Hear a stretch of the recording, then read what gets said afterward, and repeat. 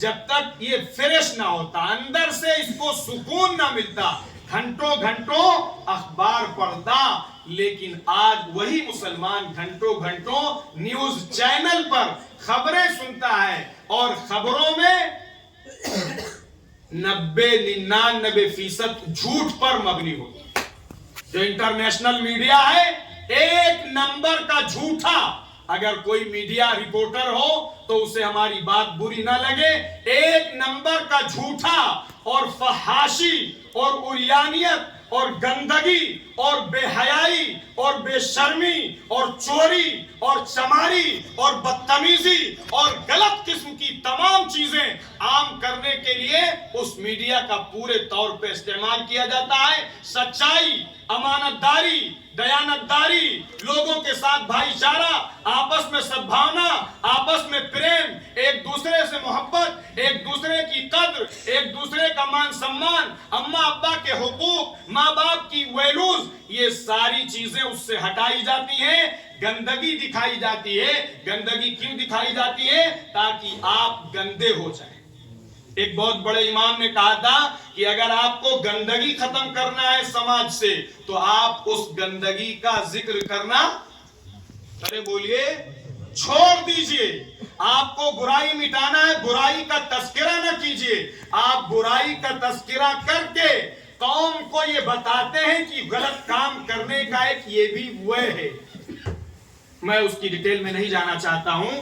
تو بہرحال وہ بھی ایک الگ ٹاپک ہے.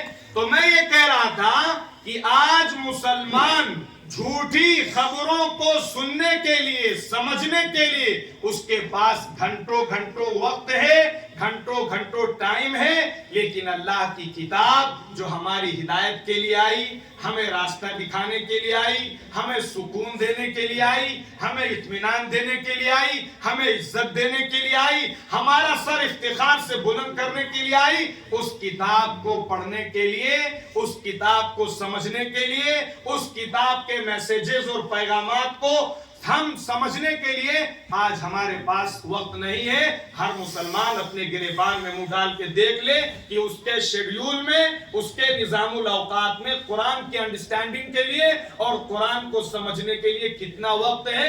ہر آدمی کا دل اس کو جواب دے دے گا کہ آپ کس موڑ پر کھڑے.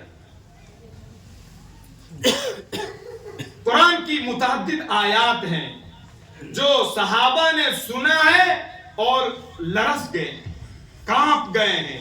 آج وہ کیفیت کیوں نہیں ہے؟ وہ کیفیت اس لیے نہیں ہے کہ ہم اور آپ صحیح معنوں میں قرآن سے اپنا رشتہ توڑ چکے، قرآن سے وحشت ہو.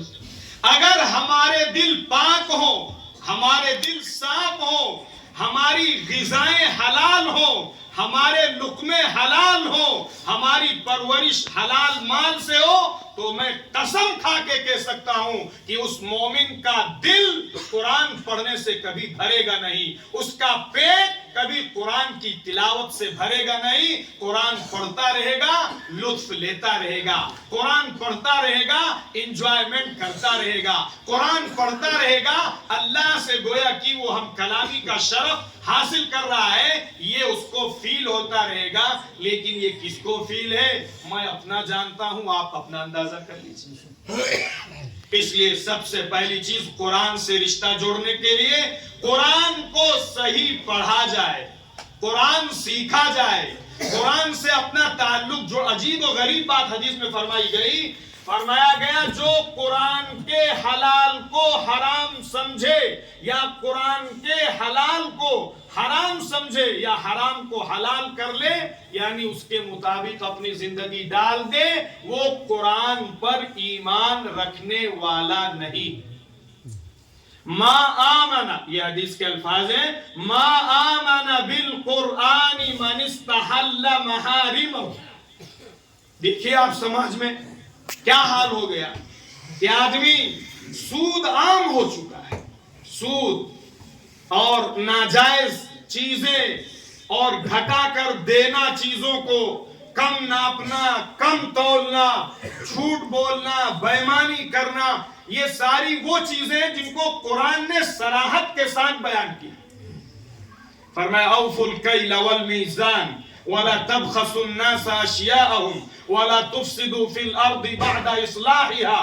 فرمایا کہ لوگوں کو پورا پورا ناپ کر دیجئے، پورا پورا تولیے. وزنوا بالقسطاس المستقیم، آپ سیدھی ترازو کے ساتھ تولیے، جھکتا ہوا تولیے.